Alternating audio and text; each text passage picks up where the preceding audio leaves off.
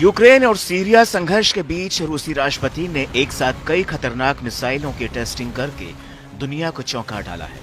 रूस ने अपनी नई पीढ़ी की हाइपरसोनिक मिसाइल का कामयाब टेस्ट करने का दावा किया है।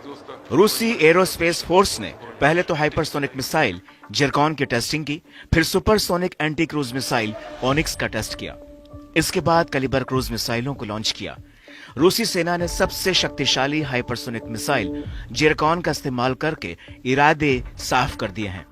दावा है कि इस रूसी मिसाइल को किसी भी एयर डिफेंस सिस्टम से रोका नहीं जा सकता है।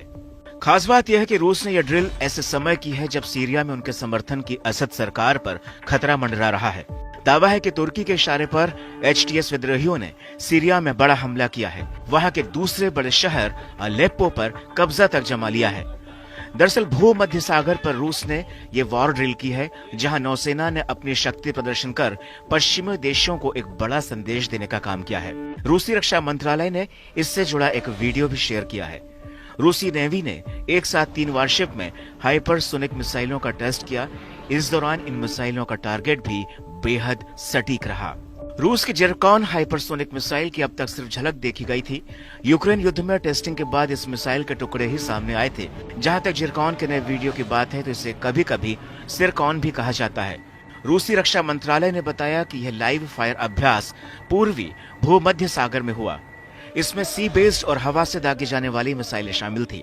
बताया जाता है कि एडमिरल गोर्शकोव और एडमिरल गोलोवकोव फ्रिगेट ने जिरकॉन मिसाइलें दागी हैं।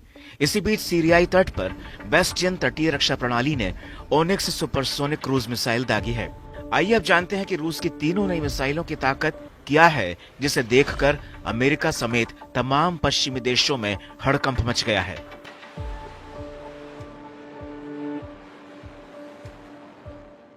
जिरकॉन हाइपरसोनिक क्रूज मिसाइल 1 घंटे में 11,000 किलोमीटर की स्पीड से चलती है। इसकी लंबाई 30 फीट है, व्यास 24 इंच है, मैक्सिमम रेंज 1500 किलोमीटर है। इसमें 200 किलोटन का परमाणु हथियार लगाया जा सकता है। इसमें स्क्रैमजेट इंजन लगा है। यह अधिकतम 28 किलोमीटर की ऊंचाई तक जा सकती है। इसे पनडुब्बी या जमीन पर लगे लॉन्चर से दागा जा सकता है। यह अमेरिका की टॉमहॉक मिसाइल से 2 गुनी वजनी और 11 गुना ज्यादा तेज है। वहीं onyx supersonic antiship cruise missile की बात करें तो इसके 2 वेरिएंट मौजूद हैं। पहला जंगी जहाज से और दूसरा जमीन से छोड़ा जा सकता है। यह मिसाइल जमीनी टारगेट के साथ साथ हवाई टारगेट्स को भी नुकसान पहुंचा सकती है। इस मिसाइल का वजन 3000 किलोग्राम होता है। इसकी लंबाई करीब 29.2 फीट होती है। इससे किसी भी इमारत, टैंक, बख्तरबंद वाहन पर हमला किया जा सकता है।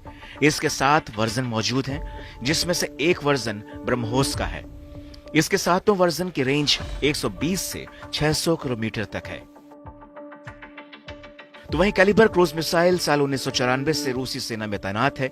इसके अलग अलग वेरिएंट्स हैं। इसका वजन 1300 से 1780 किलोग्राम है, जबकि सबसे भारी वजन 2300 किलोग्राम की वो मिसाइल है। कैलिबर क्रूज मिसाइल के कुल मिलाकर 7 वेरिएंट्स हैं। सबसे भारी 2300 किलोग्राम की मिसाइल है। कैलिबर क्रूज मिसाइल के कुल मिलाकर 7 वेरिएंट्स हैं।